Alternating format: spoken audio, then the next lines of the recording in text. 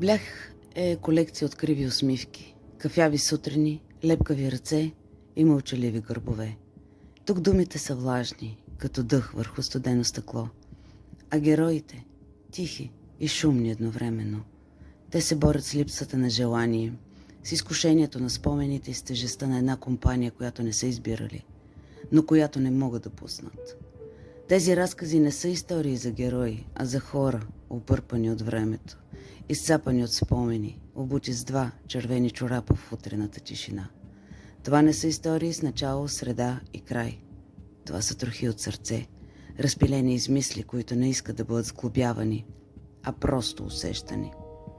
Блях и пътуване през емоционален дъжд, през съмнителна близост, през усещането за другост и нужда. Няма щастлив край, но има истина и топлина, и мъгла, която можеш да сгънеш и да прибереш в джоба за после.